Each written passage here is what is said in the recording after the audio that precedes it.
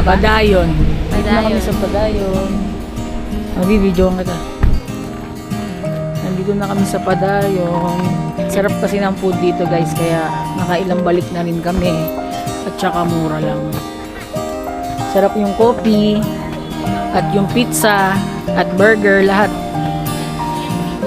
Yan, ito yung view.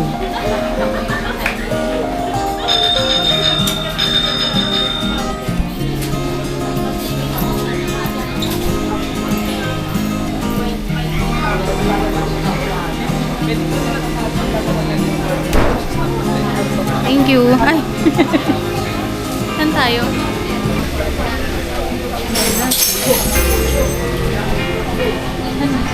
Dito na lang tayo. Ikaw bala.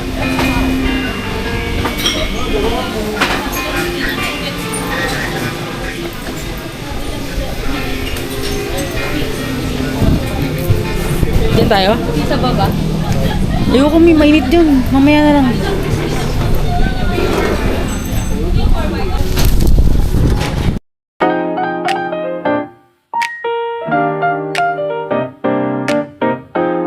So yun guys, kakain na kami dito ngayon sa Padayon.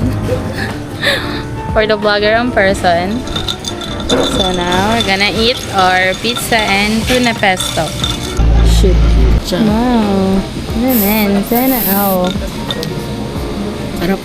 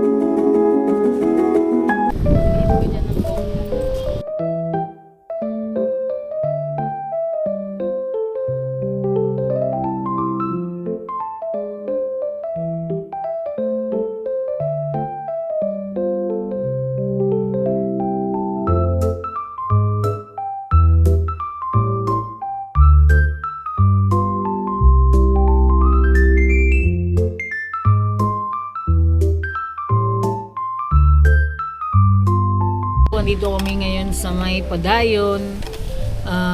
Kakatapos lang ng sunset. Then, sobrang lamig dito guys.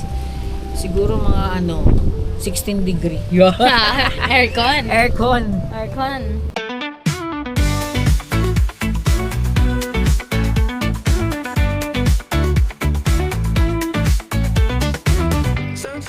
Swerte nila, no? Araw-araw, ganun yung view. True. Padayon. Dito lang yan sa May Tanay.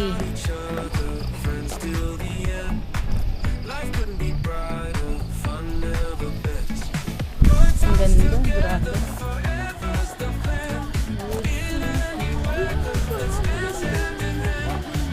Okay na. We make them shine. Roads that we're traveling, always in line. Stories for ages, hearts open wide.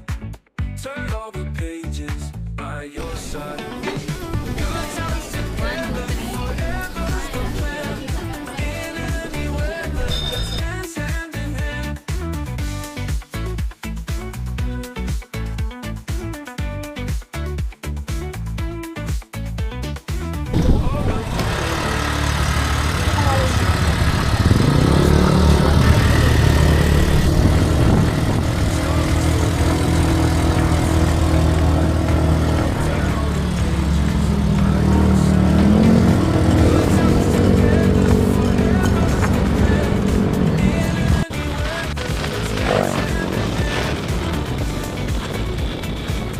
So ayan guys, nandito kami sa Buso-Buso Shell stopover. Kala mo layo ng pinuntahan. Kala mo talaga. Kanina, first time ko lang mag-stopover dito. Kala mo layo ng pinuntahan eh, no? Diyan sa kabila, Dunkin. Ayan guys, so thank you. Hello. Dati ganun ka. Update namin kayo pag nakauwi na kami sa bahay namin. Solo ride lang kami. Ano, 2 weeks namin eh. Solo ride kami ng asawa ko. Pero yung kalahati doon, pinover na. Tuwang-tuwa siya, nakagala na naman. Di ba baby? Yes. Okay, bye-bye. Pahinga lang kami.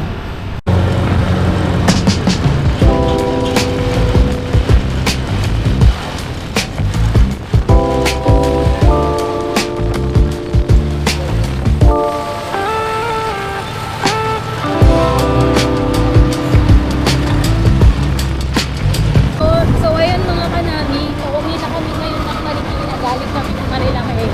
Nagkape kami dun sa Padayon, tapos hintay namin yung sunset. Grabe guys, worth it yung pagpunta dun. Sobrang ganda ng sunset.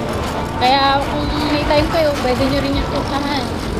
Pwede nyo puntahan yun. Kung may sasakyan kayo, kung may motor kayo. Tapos kung wala naman kayong sasakyan, pwede kayong mag-commute dun guys. Sakay lang kayo ng mga jeep na papuntang Tanay. Madadaanan yun. Lagpas lang siya, kung alam niyo yung Rainbow 89, lagpas lang siya ng onti doon. Grabe, sobrang worth it. Masarap pa yung mga pagkain. Tsaka affordable. So, ayun guys. Yung pogi kong driver, ayan. Asawa ko. So, mga trentahin dyan, kung marami na kayong pinuproblema sa buhay, try nyo namang mag-relax-relax paminsan-minsan guys. Huwag puro trabaho. Kailangan nyo rin mag-refresh. Yan lang. Bye-bye mga kanami.